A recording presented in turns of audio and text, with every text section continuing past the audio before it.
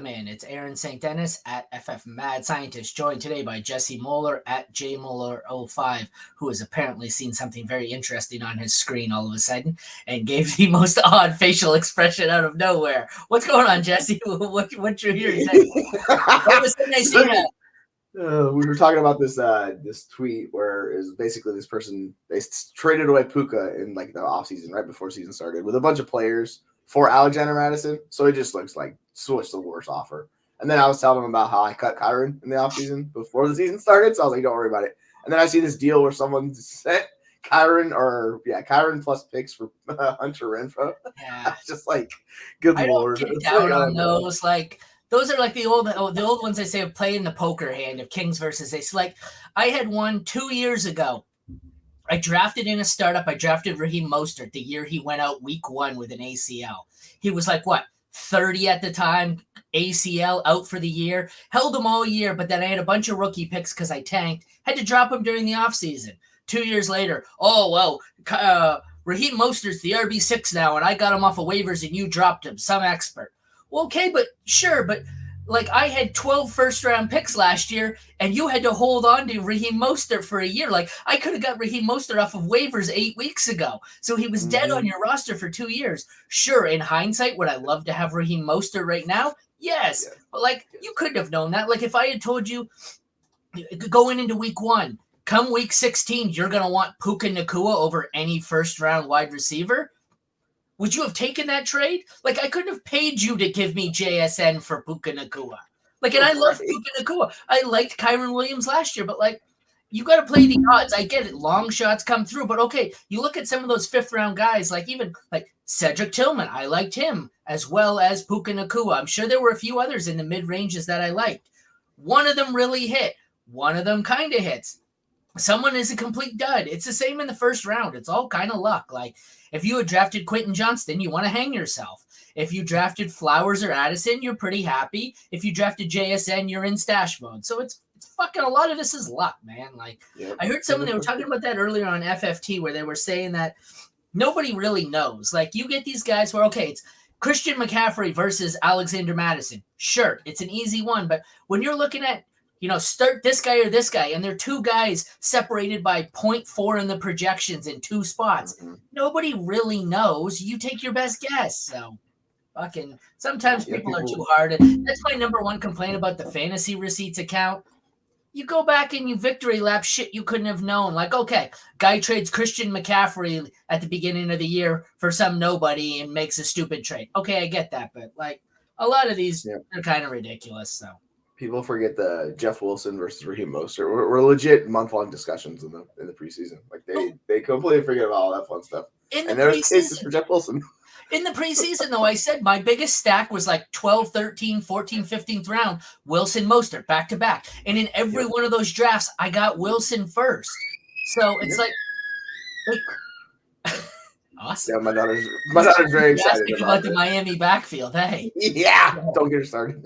But in all of those, like, if you had told me at the end of the year Wilson would have been the one who exploded, I would have believed you. If you had told me both were a wash and it was Achane, I would have also believed you. So, like, there's no real way to know any of this shit. It's a lot of guesswork and educated guesses. So yes, it is. People learn that when they do projections. Yeah, we're analysts. I don't know about you. I'm a spreadsheet guy. I analyze matchups and numbers. I'm not a fucking witch or a psychic. I never claimed to be.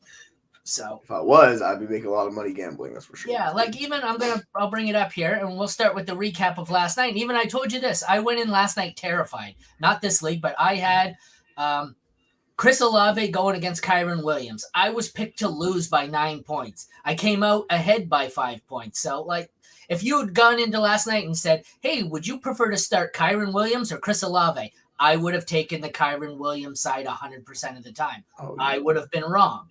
But you still there? Sorry. Okay. All right, well, let's get into this one. We got Saints losing to the Rams 30-22. Rams 8-7, Saints 7-8. We've got both quarterbacks had good days. Derek Carr, gotta love the completion percentage, 27 for 40. He goes for 319 and 3 touchdowns, 1 interception, a 2-point conversion. Matthew Stafford goes 328 with 2 touchdowns. Much much better looking day, but with less touchdowns. Seemed to be much more efficient, but I guess in real life he was better, not so much in fantasy. The running backs, we had Kamara puts up 19 rushing yards on 9 carries, 5 for 16 through the air. So he was saved off of the receptions in this league because I believe it's full PPR. Jamal Williams was just enough to make himself a pain in the ass. Kyron Williams got tons of usage and some yards and a touchdown. He was 22 for 104 and a touchdown. He got vultured. I remember because I was hanging on every play, and he had a couple where he came up just short or where they threw it to Cup or they had to end up kicking the field goal. But the receivers were probably the stars here.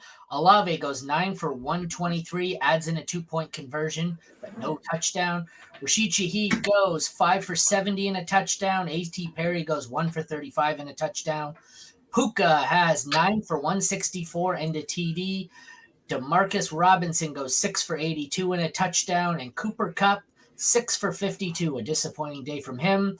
The tight ends, Juwan Johnson continues to go up and down, 4 for 48 and a touchdown there. Higbee 3 for 30.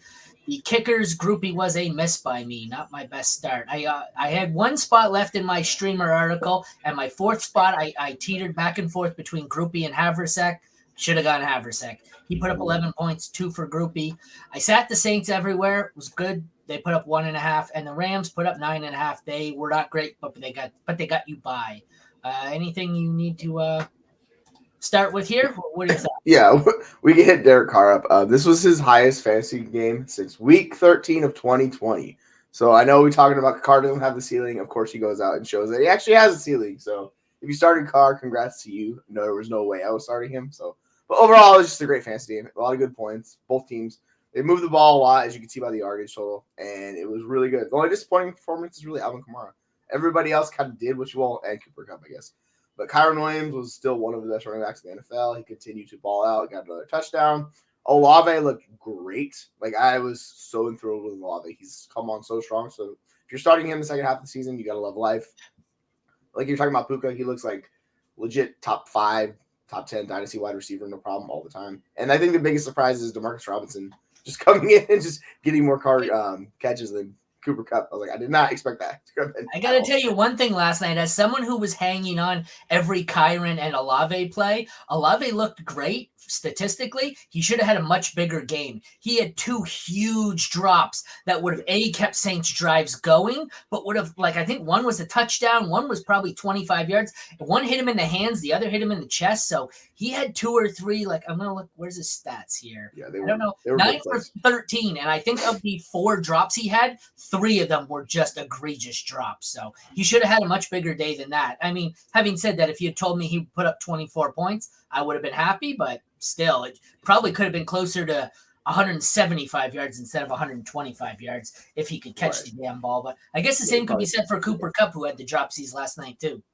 Yeah, he dropped that touchdown pass too. So he could have had a much better day. Yeah. And even if you went on the Taysom Hill roller coaster, this is the bad side of variance working against you. So if you started him, I am sorry, because 0.2 points is going to really hurt you. We did say he had 40-point upside and 0-point downside. So, to be fair, we told you if you were playing Taysom Hill, this was a swing for the fences, but could also be a strikeout. Well, you got the strikeout this week. So yes, you did. You need some points than the other guys now. All right. Anything else to add before we get into the previews? No, I think it was just a fun game. Seems straightforward. I can't believe. I know the Saints put up a lot of points in garbage time to make it look closer, but I said all week, I'm a Saints fan, and I said the Saints are frauds. They've been beat. They talked about the Saints are trending up and they're in the playoff hunt. Well, look who they beat last 3-4 weeks to get into the playoff hunt. The second they play a real team, they get their asses kicked in. 7-7 in the SEC or 7-7 in the SWAC. Yeah. There's a massive difference in the records. It was a 1-score game, but it wasn't really a 1-score game. This thing was over at halftime. The Saints were down 20 or 24 at some. Yeah, it wasn't close. So, Excuse me. All right, we'll get into our first preview here. We have the Seahawks and Titans. Seahawks by 2.5. 21st best matchup for, you know how stupid I am this week? I have the league winners site on the other one for my matchup guide, and I flip back and forth to see what the matchup is. I put it on the graphics. Put it on the You gotta graphics. love that, right? So I'm flipping back and forth, making this extra difficult on myself. Meanwhile, it says it is the 21st best matchup for Geno and the 14th best for Ryan Tannehill because I'm an idiot. That's how it works. I don't really want to start either of these guys. I have Geno at 15. I have Tannehill way down. Tannehill's 28. Geno, someone's going to be starting in single QB. Everyone's going to be starting him in Superflex. I don't really want to. You're going to have to, but Tannehill, I want no part of. What do you think here? Yeah, like that seems like just a very bold move to come up, particularly with how bad Tannehill looked earlier in the year and why he got replaced. Like, I really don't want to go Tannehill. I know Seahawks defense is not the best defense in the world, but that you're just asking for trouble.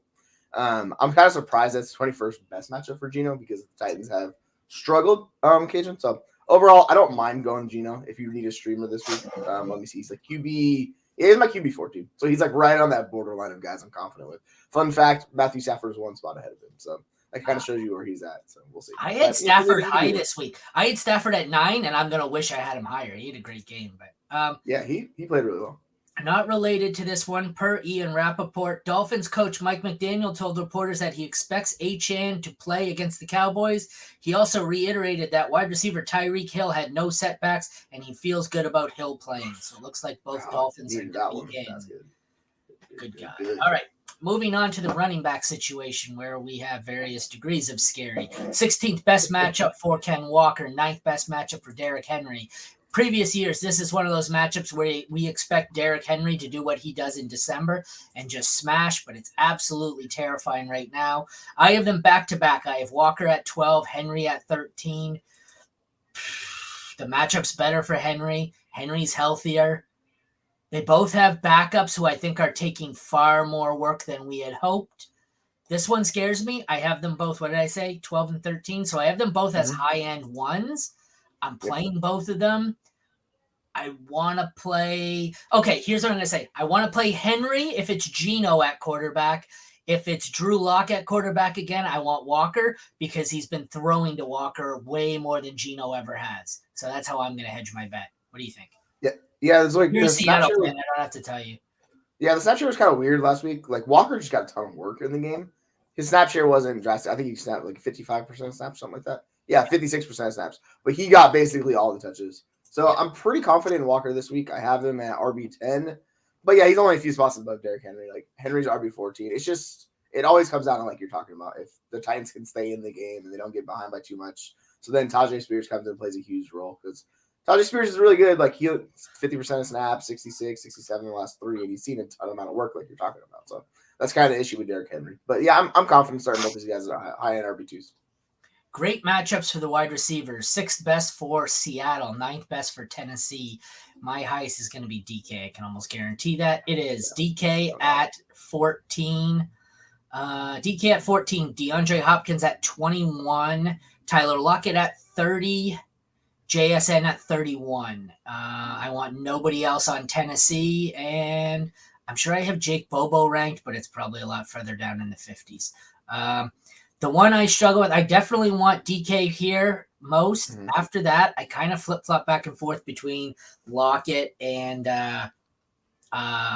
JSN.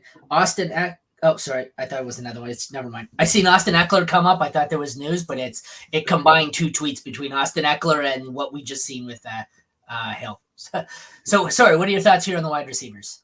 Yeah, so the interesting thing for Hopkins is Witherspoon's health, and if he's a full go, I'm going to be a little bit more worried just because he's been shutting down wide receivers as when he's been playing for Seattle. So if he's full go, I'll be a little bit worried about Hopkins, but he's still kind of in between because he didn't play last week. So we'll see how it works out for him. But overall, yeah, DK's a smash start. Like you want DK everywhere. I have Hopkins as my wide receiver 17, which is kind of like mid-range wide receiver 2, and then we get down to Lockett, and he's wide receiver 3, wide receiver 4. He's wide receiver 30 for me. And if you want to fire the dart, you can take JSN. This offense with Geno looked really good the last time he was on the field. I expect that to continue where basically Seattle's just going to probably put up 350, 400 yards offense, a few touchdowns. Like I expect this offense to cook. So I'd be fully fine firing up JSN as a flex play if you need it this week. All right, let's move on. We have tight ends. Bad matchups for both. Worst matchup for Noah Fant, 19th for Chigokonkwo. I don't think either of these are even close to starter range. Chig will be my highest. He is at 23. Noah Fant is at 31. I want no part of either of them. Kickers, best matchup for Jason Myers, who's going to be a start for me. Nick Folk, middle of the pack matchup. I have Myers at 10 this week. I have Folk all the way down at 23. So Myers is a start. Folk is not. DST's 8th best matchup for Seattle, 28th best for the Titans. My rankings here, I have Seattle at 10, and I have Tennessee out of it at 23. So I'm starting nothing on the Tennessee side. I'm starting Myers and the Seahawks DST out of this one. How about you? Yep, I'm with you 100%. Like, you can't pay me to start Seahawks tight end. That was just an awful decision. So if anybody's contemplating it, do not do it. But yeah, the kicker and the defense, 100% on the Seattle side of that. Like, it's not even close. Agreed. I'm still trying to figure out how to get these tweets to pop, or the comments on Twitter to populate on here. Allegedly, it was supposed to work, but I tried it multiple times yesterday and couldn't get it to come through. But I don't know. Oh yeah, my daughter has my phone. I need to do it one of these. It's all right. Oh, is that what it was? I didn't try it on my phone. Maybe I'll have to. Yeah, like yeah, you know how you can click it on your phone and it like opens a big screen on your screen, Okay. and then you can you can type in there. Like, I think that's what it is. Well, let's move on to the next one in the meantime. Raiders at Chiefs. Is this one 10? Okay, it is. Yeah, it's Chiefs by 10. I thought it was 12, but that's the Buffalo game. Quarterbacks here, 23rd and 24th best matchup for Patrick Mahomes and Rodney Farva. I will have Mahomes, I believe, at 5. No, Mahomes is at 4. Rod Farva all the way down at 26. What are your thoughts here on Aiden O'Connell and Patrick Mahomes? Yeah, as much as I enjoy the name Rod Farva, Rod Farva is staying in the Ramrod car. He's not coming out. Like, we're not bringing him out. He's just sit there. He said, yeah. It's interesting that like it's such a bad matchup for Mahomes. Like, you would not expect that unless you like dive into the numbers. But overall, he's still like top 6 quarterback. I'm not worried about that. We fire him up. Like, we've seen the history of the Raiders versus the Kansas City Chiefs, and it is not good. Hey, it worked. So there you go. Yeah, you did exactly what you said. You have to click on it and expand. You can't comment in the tweet. You have to click on the video itself, and then in the live comment section, hit say something, and that works. Good God. Cool. They should explain that. Sorry, continue. Sorry, I'm glad we figured No, you're good. I would say, yeah, Farva, he stays home. We don't do it. Mahomes, he's top 6 quarterback. Like, it's pretty simple with these two. If you're firing up O'Connell, you could do it as super flex as like a dart throw, but you got better options. Like, I almost have to play him because Trevor Lawrence might not play this weekend. I'm terrified of it. So Trevor Lawrence is really good, isn't he? No, they said he has a better than 50% chance to play today. So who knows? He might play. I was operating under the assumption him and Stroud were both out. Running backs, 20th best matchup for Jacobs, 11th best for Pacheco, assuming he plays. I have Pacheco at 19 this week. Where the hell do I have Jacobs? Am I that low on Jacobs? I am. I have Jacobs at 28, which doesn't really surprise me. I'm going to have nothing here for Zamir White unless Jacobs is out. I'm sure I've got McKinnon in dart throw territory. He is. He's in the low 50s for me. So I'm comfortable starting Pacheco as a running back too. I don't know how comfortable I am with the injury. And I'm going to play Josh Jacobs if I have him, but I prefer him as a flex option as opposed to he's not an RB1 or an RB2, but these guys both scare me, but I will play both of them if I have them. How about you? Yeah, I'm with you. I think with Jacobs, you'd more treat him as a flex play this week. It really just depends on the other options in your lineup and who you're rolling out there. So if you have a lot of high variance guys, you probably want Jacobs in your lineup to kind of balance out a little bit. Or if you have a lot of low floor guys, then, you're probably not in the playoffs. But if you are, you probably don't want to go Jacobs. It's been pretty hit or miss for him this year. He's going to see all the work. And then same thing with Pacheco. He's just that in a better offense. So overall, I got Pacheco a few spots higher. He's 22. And the tweet is he's good to go. So I'm treating Pacheco. I think he's 100% healthy. So firing up those two, I'm not playing any other running back in this game. Just not going to do it. Wide receivers, 26th best matchup for Raiders, 21st best matchup for Chiefs wide receivers. So basically Rashee Rice. Having said that, my highest is Rashee Rice at 12. Then I have Devontae Adams at 19, and I want to play nobody else. I guess if you're desperate, I'm sure I have Myers on here somewhere. I also probably have the name that's escaping me. Who's the other Raider receiver? Is it Zay Jones? Renfro? No, it's Zay Jones, I think. Either way, none of them are relevant for me. So I have Rashee Rice as a top 12, and I have Devontae Adams as a mid-range wide receiver too. And I want no part of any of them. I never even found Jacoby Myers. Is he Is he out again? He oh no, is. He's down at 37. I skipped him. Yeah, and then there's like Trey Tucker way down there, but like I'm not doing that. Trey Tucker was the name I was thinking of, and he's way down there. He's a dart throw. He's a dynasty stash for me. Oh, did you see Hollywood Brown was just ruled out? I did see that. I was not pleased. I actually didn't mind benching him this week. So overall, not the worst case. It's just you know who I feel that offense runs through. It's straight up right. Scatterbrain. But yeah. How do you feel about and Zach Wilson's out? But how do you feel about the receivers in this game? Well, we get completely sidetracked. Yeah, it's Adams, Rice, and then it's really questionable outside of that. Like you could play Jacoby just because it's kind of hyper consolidated. Like we saw how the game was last week. Don't expect anything like that for the Raiders, obviously. But I'm not playing another Kansas City wide receiver. I think Justin Watson's my second highest one. And when Justin Watson's your second highest ranked wide receiver, you don't play any other wide receivers. So it's Rice and Adams are both top 12. Outside of that, it's really questionable. You could go Myers if you are desperate. Tight end, 17th best matchup for Kelsey. Don't care. He's my tight end one. 25th best matchup for Mayer. He is desperation territory for me as a low end tight end too. I guess there's situations where maybe you have to play him, but if he's your tight end, you're probably not still alive in this. Worst matchup in football for Daniel Carlson, who's been bad. 18th best matchup for Butker, who's been better. Butker, having said that, is my 3 on the week. I will play him. Carlson, I don't even know where the hell he is. He's way down now. Carlson's 27. Yeah, he's in a void. DST, 9th best matchup for the Chiefs, 22nd best matchup for the Raiders. Chiefs are my DST 3. Raiders are third last for me. So in this, you are firing up all Chiefs here, Kelsey, Butker, and the DST as must starts, and you are avoiding Hooper, Carlson, and the Raiders DST. I'm pretty confident that you agree with all of that.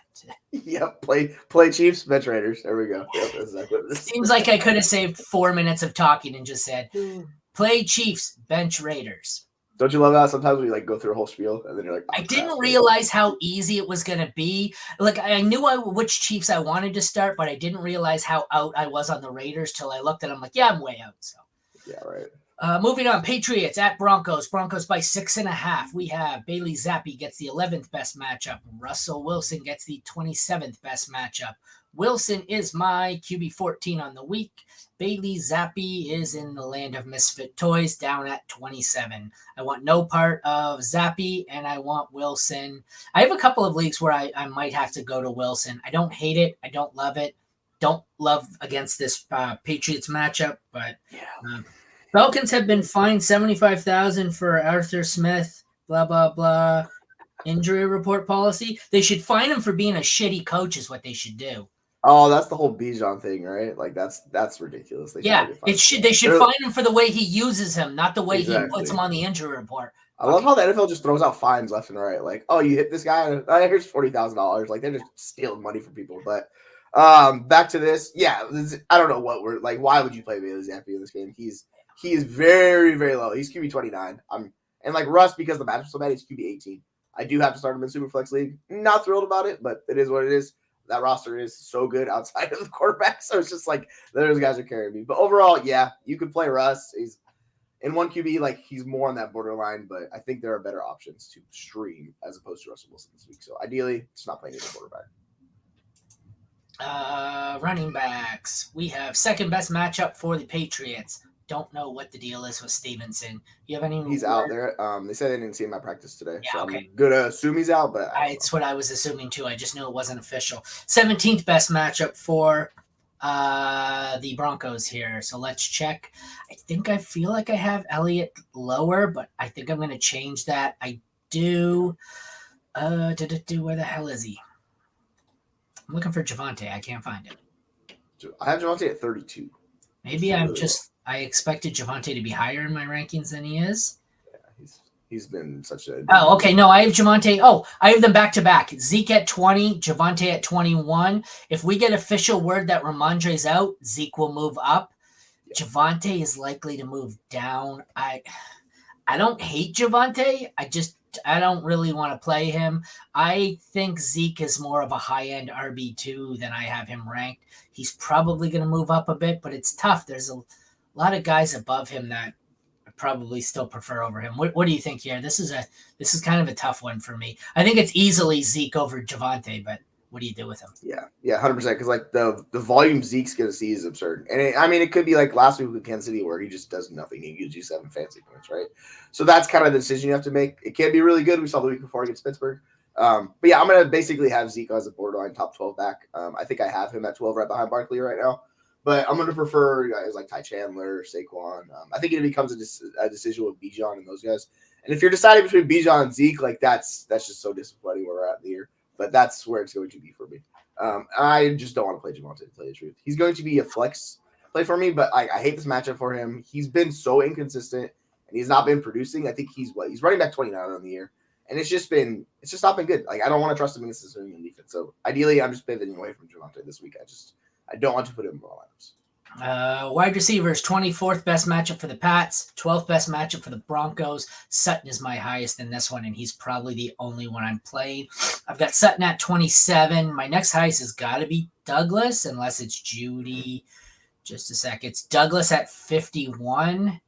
Oh, Judy's higher. Judy's at 40. So I'm firing up Sutton if I have to as probably a wide receiver 3. Other than that, I don't want Judy or Douglas unless I have just a desperation situation here. What do you think?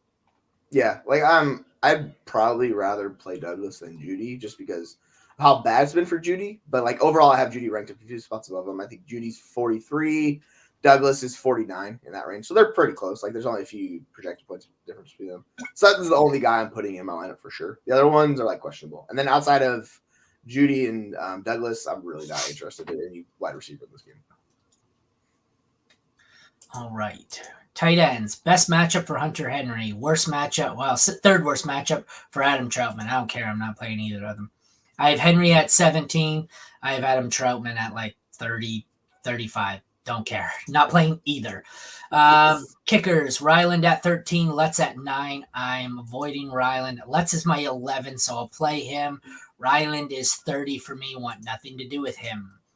DST's 14th best matchup for the Pats, 5th best matchup for the Broncos. I feel like both of these are going to be top 12. The Broncos are 5. The Patriots are not. The Patriots are 16 for me. I'm definitely playing the Broncos. I don't hate playing the Patriots here in a desperate situation, but I wouldn't look to if I didn't have to. So start Let's for sure. Start the Broncos for sure. Play the Patriots if you have to. I guess there's situations where I could be desperate enough to play Hunter Henry, but I don't really want to. It sounds awful. Like some guy was trying to trade me Hunter Henry because I'm a contender in the playoffs. He's like, give me your second round pick. And I go, why the F would I give you that when I have Kelsey? Jeremy tries to trade me Jared Everett every week. It's like, he's like, yeah, he's a top 5 tight end this week. I go, are you insane? I was like, dude, do projections. Why did 20 other tight ends die? I was like, yeah. I was like, get out of here, man. People are just wild. I was like, no. Get out of here. Yeah, I'm not playing Henry. Like, that just sounds awful. No, thank you. I want no part of the tight ends. And like you said, you know who we're playing. We're playing the defense. And we're playing the kicker for Denver. And then possibly the Patriots defense. All right. Next up, Cowboys at Dolphins. Dolphins by 1.5. This should be called the Fraud Bowl. Both teams have been good and both teams should be bad. We're going to find out who's a fraud and who's not. I think the Cowboys win this, but that's just me.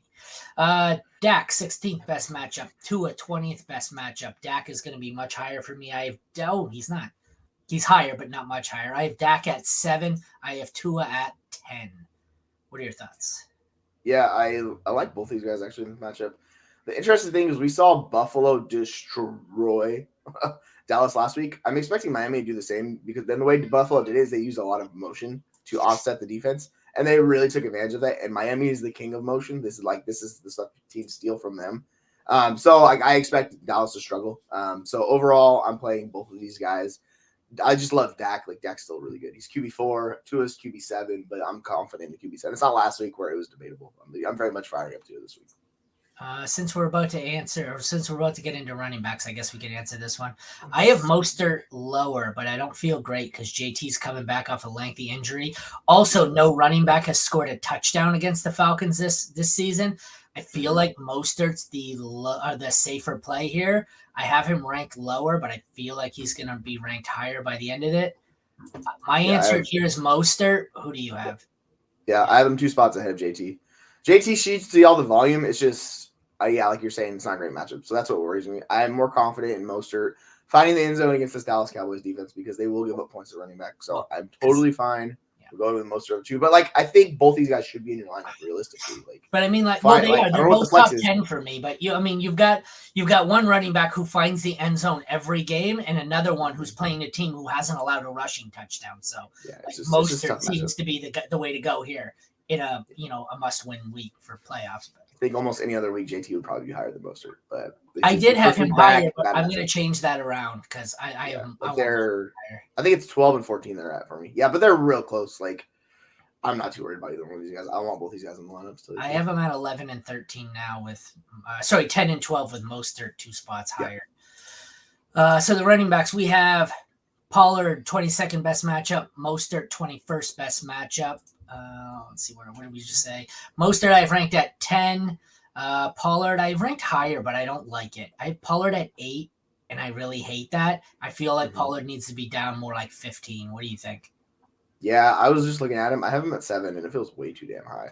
I know it feels terrible. I was like, oh no, sorry, he's at 9. I can't read. So yeah, it's like he's a few spots above Mostert, but like the confidence, and this is just the game they had last week. Like Pollard was a disaster. The whole Cowboys offense was a disaster. I expect them to rebound. So overall, you're going to get what you probably seen the past month as opposed to last week.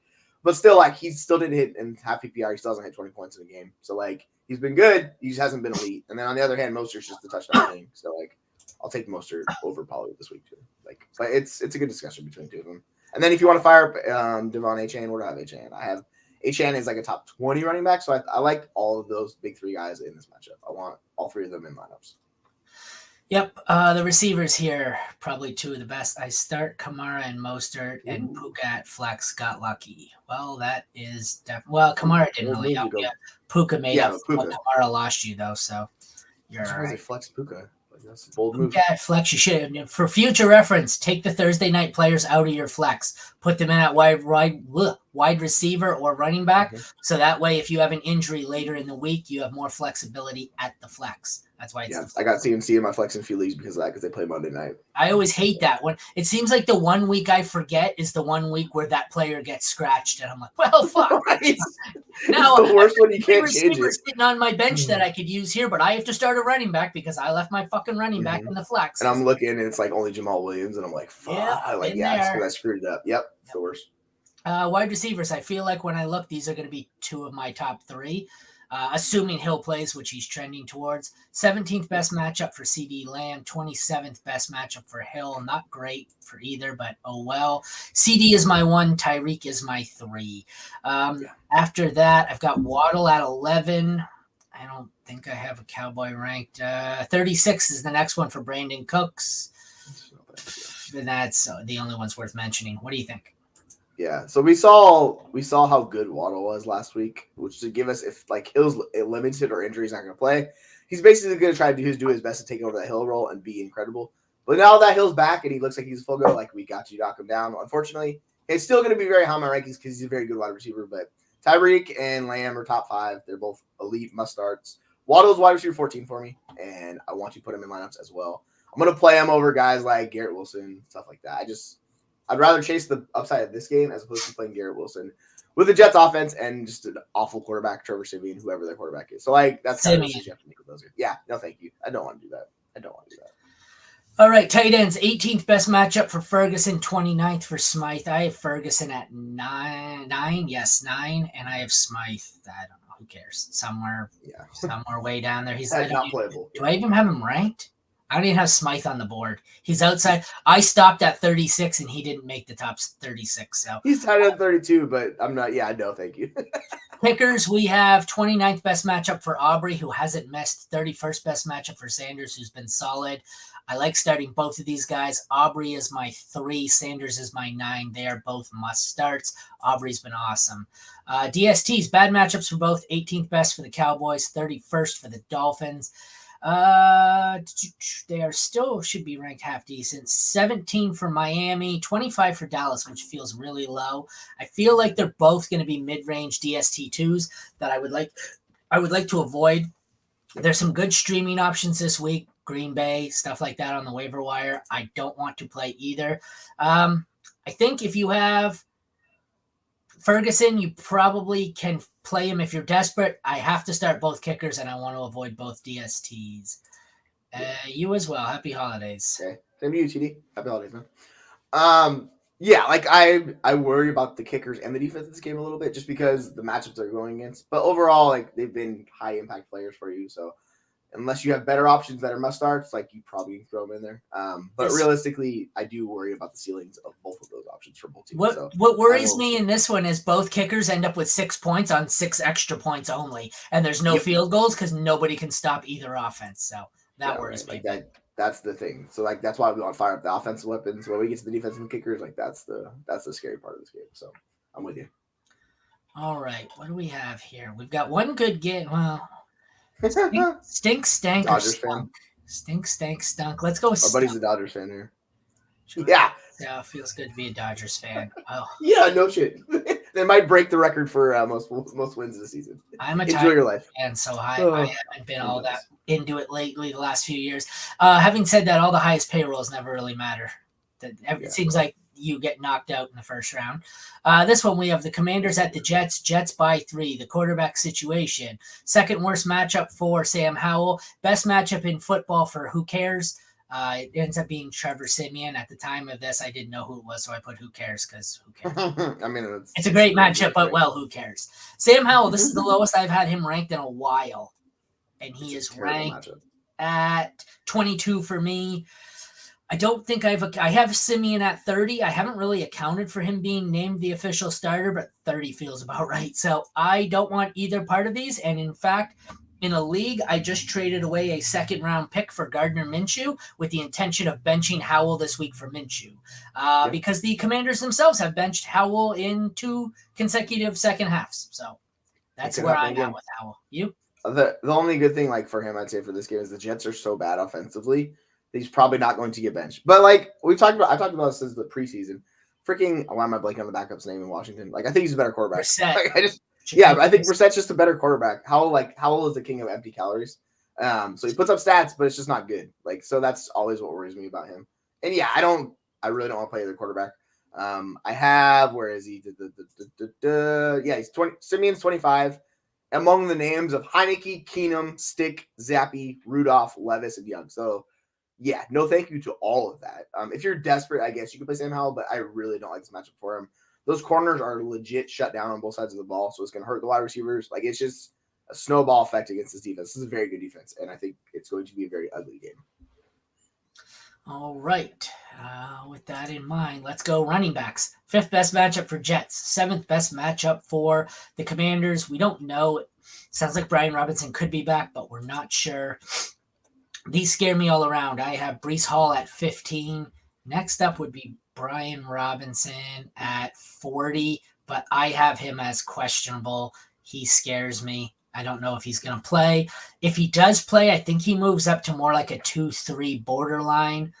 Gibson, I don't even know where I have Gibson. I have like I said, it's early, so I've hedged my bets, and Gibson is probably in the same. Oh, there he is. Gibson's 40, so they're 40-41 back-to-back. One will move significantly higher. One will move 10 spots higher. One will move 10 spots lower based on whether or not Robinson's in or out.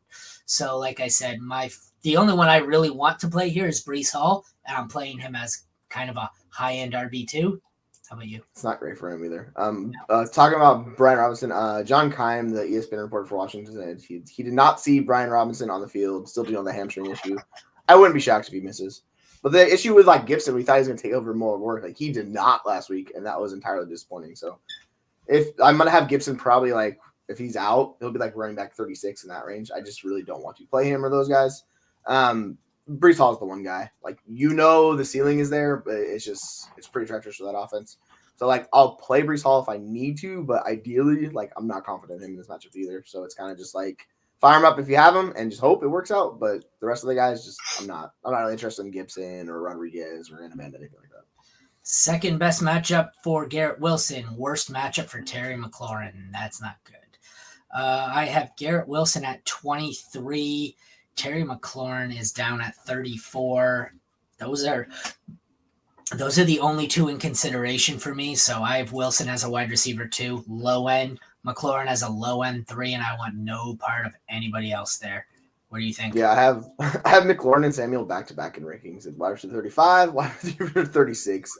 He just won't go away. It's scary, man. This game's he just won't go away. It's interesting like how much people don't like Curtis Samuel, but I'm like, dude, he's literally just playing a major part of that offense. He's gonna see looks. And the thing for him is he gets like these little short stuff right by the line of scrimmage, so it always works out in his favor. So I wouldn't be surprised if he's up there and like leading the team in targets again in this matchup because they really don't want to attack those corners on the outside, so they're going to go against a lot in the slot, which works out for Curtis Samuel.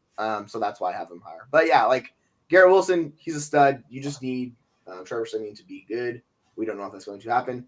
So Wilson's wide receiver 14 for me, and it's a very treacherous wide receiver 14 play. I feel like it could go numerous ways for him. He'll see the targets. We know that. Outside of that, I have no idea how it's going to go for him. Alrighty. Tight ends. 14th best matchup for Logan Thomas. 22nd best matchup for Ty Conklin. Tyler Conklin is 21 for me. I always call him Ty because there's an old Red Wings goalie who was called Ty Conklin, and I always get the two mixed up. This one plays football, and he's ranked 21st for me. Logan Thomas is 26. I want to avoid both of them. The kickers. 5th best matchup for Joey Sly. 2nd best matchup for Zerline. I think they're both sits for me this week. Joey Sly, 29. Zerline, 21. Zerline, actually, based on the matchup, I do have him in my streamer article as a desperation play. I think he gets you 8 to 10 points. I don't know if he's my favorite option, but I think he will be salvageable. DST's best matchup for the Commanders. 4th best matchup for the Jets. I have the Jets as my DST 4, Commanders as my DST 12. So I am not playing either tight end. I'm going to stream Zerline if I have to, and you're playing both DSTs. They are both decent streaming options. Like I said in that Dallas-Miami game, there are some decent streaming options at DST this week. These are 2 of them.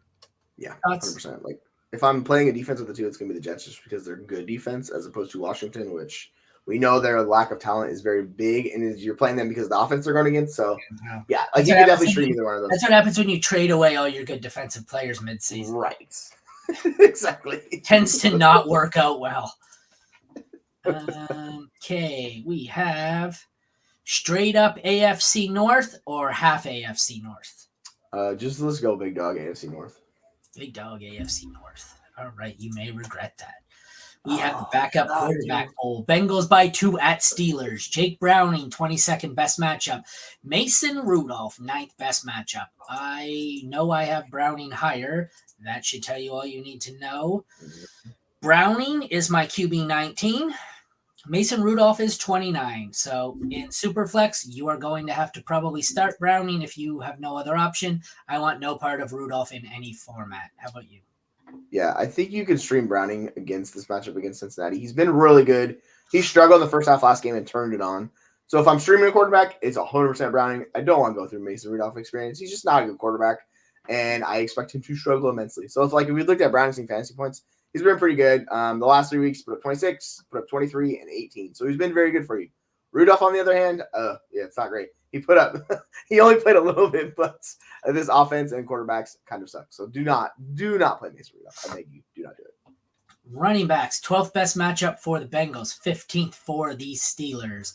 My highest is going to be Joe Mixon. I am sure of it. It is. Joe Mixon has a 18, so a mid-range RB2 for me. Then on to the messy part. Right now I have Jalen Warren at 27, Najee Harris at 32. I don't feel great about it. You could flip-flop either.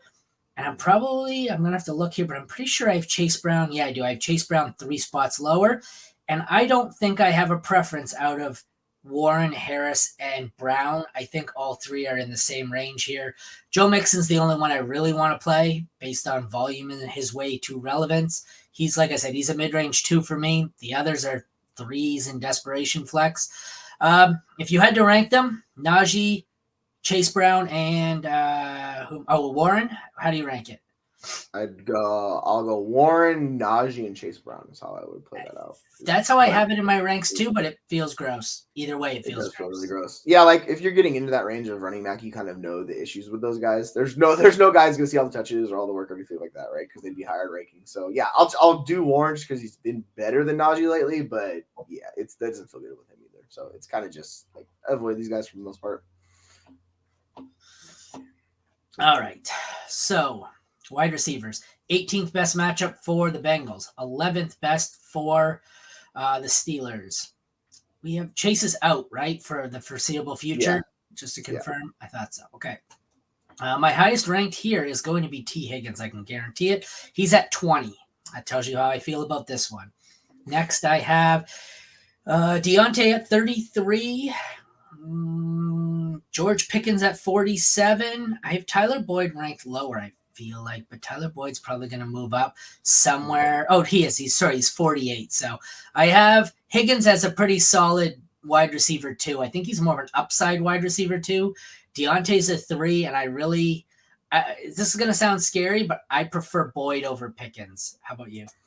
So yeah, I have Boyd above Pickens in my rankings. Like, I just don't trust George Pickens, man. Like, his issues are not just him; it's the offense on top of it. Like, him being a superstar diva. Well, at least he thinks he's a superstar. He has not proven that he is yet. But yeah, I have Boyd at 37 and Pickens at 49. And I really like with Boyd. You know what you're getting. He's very much floor play. He doesn't give you a ceiling. So if you need 10 points, you could probably put Boyd in your lineup, and that'll be fine. If you need more than that, you're going to have to chase the upside with Deontay or Higgins of the two. Deontay's my wide receiver, 29. Higgins is 21. The vibes with those two are so much higher than Boyd. Yeah. Boyd's my least favorite fantasy player because there's just nothing. It's just strict floor play every time. I can't stand that. So yeah, that's where I'm just going to stop talking. Pickens really seems to think very highly of himself. That's for damn sure. Yes. 15th best matchup for name a Bengals tight end. Tanner Hudson, I guess, is who we're going with lately. Freiermuth, second best matchup. He'll be higher for me, but I don't really want to start either. I've got Freiermuth at 18, Hudson at 22. I'm sitting them both. Kickers, 10th best matchup for McPherson, 14th best for Boswell. McPherson sits at 13 for me. Boswell sits at 19. I guess you can play McPherson if you've got him. Boswell, I'd like to avoid after he burned me and broke my winning streak last week. DST, 17th best for the Bengals, 19th best matchup for the Steelers. I have Cincy and Pittsburgh back-to-back at 9 and 10. They are both playable, especially with backup quarterbacks going. I feel like I would prefer Cincy because, well, Mason Rudolph. What do you think? Yeah, I'm with you. That's the entire problem with this. Well, not the entire problem, but it's a big part of the offensive problem is the quarterback and Mason Rudolph and how he's just not a good quarterback, so it limits them. Yeah, Aaron does a pretty good job with the visual effects. Yeah, except you can tell when I've had busy weeks where my kid will get to my computer and the starting quarterback will be Chase because that's my kid's name. So every once in a while I'll get one mixed up. I'll copy and paste the wrong stats. So I do my best, right. But they don't always work. Yeah, 100%.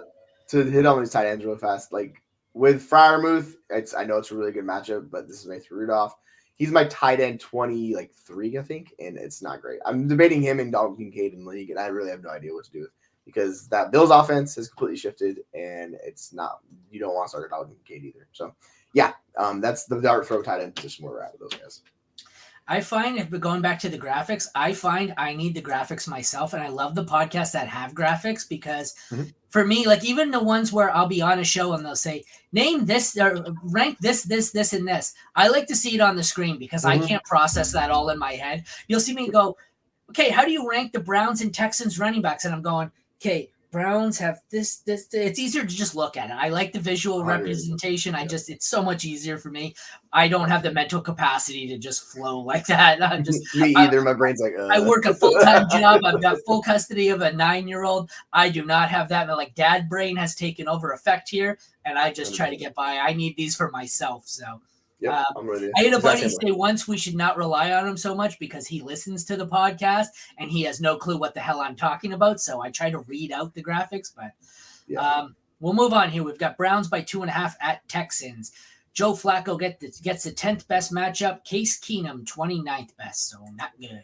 Flacco will be my QB 16 this week, and Case Keenum is going to be way down at 34. Flacco, I like him less than I have in the past few weeks. Having said that, he's still a decent super flex option if you have to. I don't want any part of Case Keenum. How about you? Yeah, I'm with you. If you're really desperate in streaming quarterbacks, I don't mind Flacco this week. There's variance with him, and we saw the game where he threw the interceptions early. He came back, he threw for 370 yards, ended up with 16 fantasy points, even in that same game. So that's kind of the Joe Flacco experience. There's some good, there's some bad. overall in this matchup, I'm fine having him as a QB2 in Superflex leagues. Like, I think he's a very solid start. Keenum, yeah, I'm not doing that against the Browns. That just sounds terrifying. I expect turnovers, sacks, all the whole thing with that. So no thank you to Keenum. He's my QB like 27, I think it is. But yeah, I'm playing Flacco this week. Oh, for the record, that says Pop Shop. It's Black Cherry. In case anyone at my work is wondering why I'm chugging beers on a stream on my lunch break. So you're like, woo! I just seen Aaron live on YouTube 20 minutes ago, and he was chugging beers like they were going out of style. Nope, it's Pop, just so you know. I'm about to go back and drive the city bus. There will be no chugging beers on the podcast for me. Not on lunch hour, anyways. Next week, starting Sunday, when I'm off for Christmas break for 5 days, you may see beer chugging midstream. But for now, we'll move on. 19th best matchup for Jerome Ford. 23rd best matchup for Devin Singletary, who should now be ranked higher. I think in this one, I prefer Singletary over Ford, which is not something I thought I'd say, but Singletary at 25, Ford at 31. Those are the only two I'm really interested in. I have Kareem Hunt down at 38. I have Damian Pierce, I don't know, in a cemetery somewhere, 63. He doesn't count. We're just avoiding him. No, thank you. Sorry, Damian Pierce. It's not your year, my friend. I still think you're a good running back, but you are a horrible fit in that offense, and it has shown. It's just not for you, dude. They need to trade you or cut you or whatever. What's funny, because my off-season article for the league winners was moving on from your day 3 fool's gold last year, and the 3 guys I named were Pacheco, Damian Pierce, and Tyler Algier. And 3 weeks into the season, I got idiot tweet. You're a fucking idiot. All 3 of these guys are crushing. Well, we're 16 weeks in, and Pacheco's been okay. But if you sold high in the other 2, you look like a fucking genius right now. So yeah, I get same thing with Ramondre and Pollard. I was absolutely right on selling Algier and Pierce, and I'm kind of a push on Pacheco right now. But if you had listened, you got at least 2 out of 3 correct. So yeah, my buddy. Right before they drafted Bijan, he traded for Algier. And I was just like, what the hell are you doing? Right before the draft, that seems bold. And then he drafts Bijan. He goes, Rats. I'm like, dude, I told you not to do this. Don't do this with these guys. And he's like, yeah, I should have learned. I was like, yeah. So it is what it is. But I'm going to do the same thing this year. Who qualifies this year? It's going to be what? Kyron? Who else do you think? Rachaad White's a day 3 guy. There's a few of them. No, Rachaad White was a second rounder, wasn't he? Second or third rounder, wasn't he? No, you're right. He might have been round 3. I think he's day 3 or day 2. So, anyways, there's going to be 2 or 3 that I'm going to write up again this year, and everyone's going to say you're a fucking idiot, and then 2 out of the 3 are going to be total duds again. But sorry, back to the running backs here. No, yeah, that's how it goes with those day 3 guys. It's super treacherous sometimes. There's no capital. They don't care. There's no loyalty to them. So. Yep. So that's why I say always get rid of them if you can sell them. It's always just sell high, but don't get rid of them. But you can normally cash in that's at a huge amount, right? Okay, I guess Jerome Ford. Jerome Ford's another example. I don't think his price will be as high because Nick Chubb's going to come back and kill some of that value. But if Nick Chubb wasn't coming back, Jerome Ford would be on that sell high list too. Or we have Ty Chandler. There's a bunch of these guys. Jalen Warren's another one. There's a ton of these guys who fit that day 3 criteria, right? So we can get into this later. But Singletary's he's seeing the great. No, you're fine. Singletary's seeing the work. He's the guy you want in this offense. He's been really good. He fits the scheme. He does everything they want. He's a pass catching back. So yeah, and since the past month, he's been on a tear. He's seen a ridiculous amount of carries. He's seen the routes. He's getting all the targets. This is what you want. He's been a very, very good running back. I don't know his points per game basis, but I'm looking at the numbers. It's been a lot of 20, 18, 10, 12, 19. He has 1 dead versus Denver. Outside of that, everything else is double digits. So that's what you want. He's my running back 21, but I feel like he should be a little bit higher, to tell you the truth. Hunt is my running back 29. And it's just a little bit harder for him to get there with Joe Flacco and how much they're passing. They have an insane neutral pass rate right now. So this hurts Ford particularly because they're not running as much. So as much as I liked Ford earlier in the year with Joe Flacco, it's been just the gun show. So he's my running back 29. It's just lower floor and lower ceiling for Jerome Ford this week. All right, sorry. I got a trade offer in my league. I was just checking. Wide receivers, 20th best matchup for the Browns, 31st for the Texans. This graphic is out of date because I have Tank Dell, and I must have missed that. Like I said, they can't all be winners. Yeah, that just kind of makes me sad. So what do we have here? It's going to be kind of a clusterfuck. I'm high on Amari Cooper. I get it. He's only catching about 50% of his targets from Flacco, but he's getting so many of them. I have him at 18. Then the next highest guy on this is going to be Nico Collins, who I don't think plays, but if he does, he's at 31. Then I have Noah Brown at 44. But if Nico doesn't play, Noah Brown moves up to probably wide receiver 3 range. But for me, this one is all about Amari Cooper. He's the only one I'm really comfortable starting, especially with Case Keenum at quarterback on the other side. Yeah, I'm looking at the report right now. It said he took off the red non-contact jersey and he's at practice. So, or excuse me, I was reading for Jimmy Ward. I'm an idiot. So he was at practice, Nico Collins. So there's a chance he plays. It's gonna just be probably we'll figure it out Saturday or game time decision Sunday. So you have to keep your mind open with that one. But Amari's the highest. He's my wide receiver 25, and I want to start him. He's been very good, like you're talking about. His role is awesome. Noah Brown, he will be a volume play if you need him without Nico Collins. So if Nico's in, he's the same thing. If Brown is in and Nico's out, I'll play. I cannot talk. Noah Brown as like a volume play, wide receiver 3. I'll tell you one thing I'm looking at. We've got 3 Monday games, right? Yep. Raiders, Chiefs, Giants, Eagles, Ravens, 49ers. For playoffs round 2, we kind of got lucky, though. I mean, there aren't too many players that I can name off the top of my head where we're worried about them playing in that Monday nighter. Like, we don't have any, like, if Nico Collins was your Monday night guy, that's a fucking nightmare. You don't know if he's playing, or CJ Stroud, but like, this is like Jalen Hurts last week. Is the same crap. Like I had to bench Jalen in multiple leagues because I was like, I don't know if he's gonna play. And he ended up playing, but that's thankfully we don't have that exact thing going on. Josh Jacobs, maybe, but I think Jacobs plays. Other than that, I don't think any of those teams have anyone questionable. So that's kind of fortuitous for playoffs round 2. But tight end, 7th best matchup for Njoku, who's a must start. 2nd worst matchup for Schultz. Njoku is my tight end 7 on the week, and he's probably going to move up to 4 or 5. Just seems like some of these guys, like I can't move him above Kelsey, Laporta, Hawkinson, or McBride. I can't move him above my top 4. His role with Joe Flacco is insane. Like it's ridiculous. I'm firing up Njoku. I traded a late second for him before Flacco took over because I needed a tight end because Andrews went out. I was like, all right, I guess I'll take Njoku because he didn't want to give me Schultz. I threw him away as because I have McBride and I have Kittle. I threw him in as a throw-in 6 or 8 weeks ago in a roster crunch. Though I needed to move someone off my roster, and I was like, well, I'm going to drop Njoku back when he was. I think he might even been hurt then. I'm like, I'm going to drop Njoku. I might as well just throw him in. And I was like, fuck, I kind of wish I hadn't done that. Although having said that, I'm not playing him over McBride anyways. So no, McBride's like my tight end 1. McBride's a whole nother. I almost got McBride in deal, but this was before he broke out. I was like, I don't want McBride, and the dude had Kittle. He's like, I'll give you McBride. I'm like, nah, I don't want him. And then of course he goes off, and I'm gonna go, fuck. Schultz is 14 for me, but with Keenum at quarterback, I'd like to avoid him unless you're desperate. Kickers, Dustin Hopkins has been the 1 or the 2 all year. He gets the 8th best matchup. Fairbairn's back after injury, 3rd worst matchup. It's going to be, where the hell is he? Hopkins I have all the way down. I don't think this is a bad matchup for kicker. Was it? No. Yeah, it's not. I don't know why he came up so low in my projections. He came up as kicker 16, and I feel like that needs to be moved up.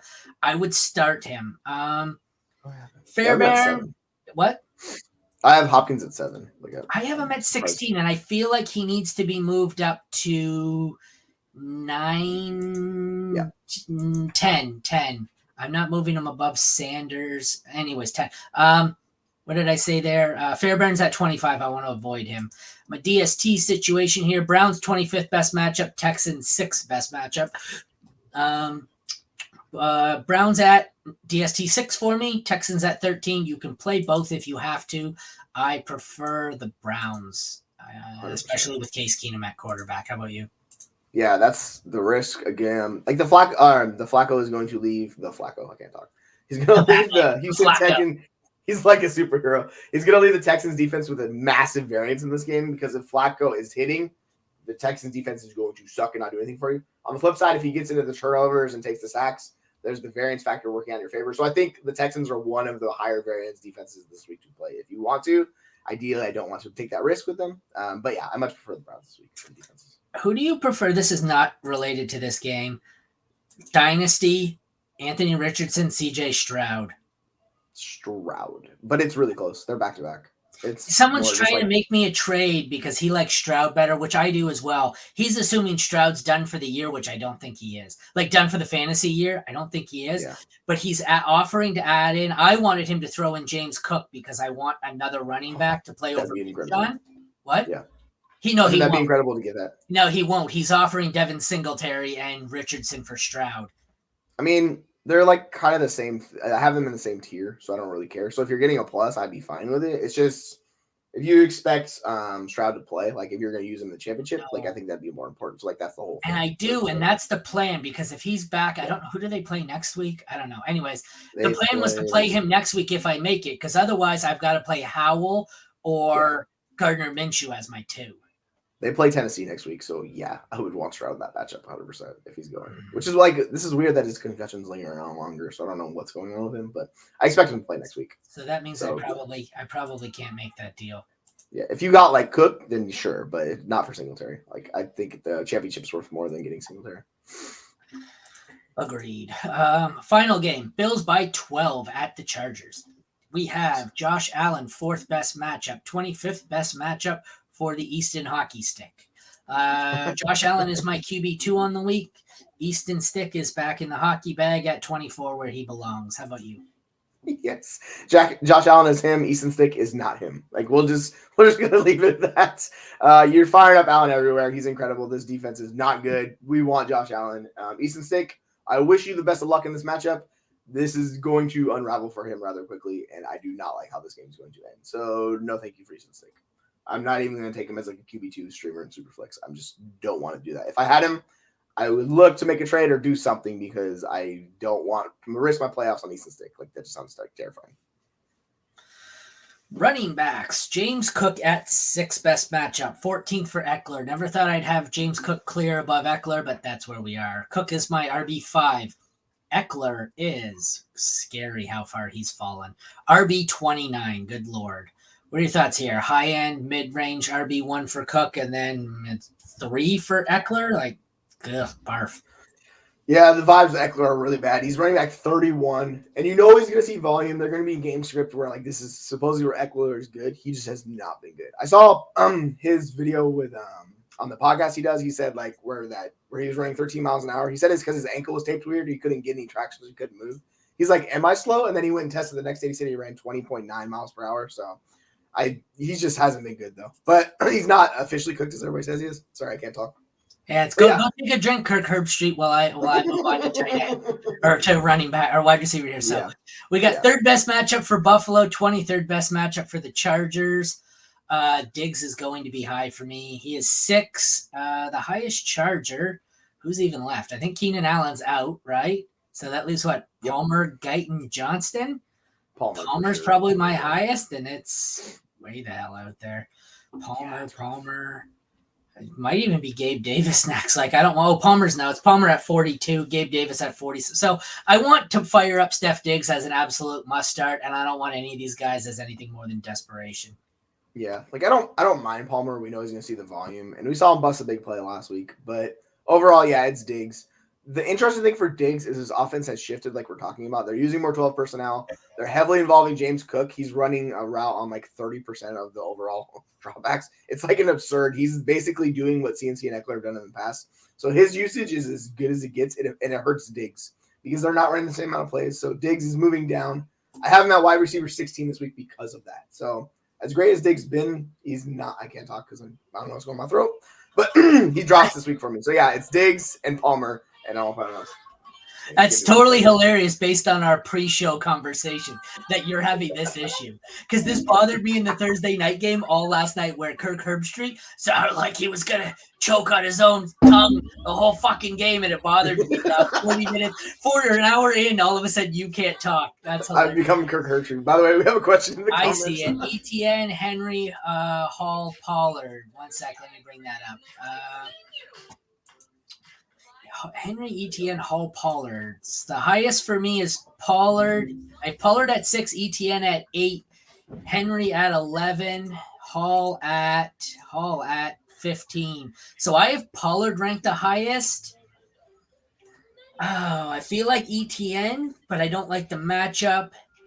Henry's got a great matchup, but I don't love the way he's being used. Ugh. Wow, how do you feel about this one? This one's tough for me.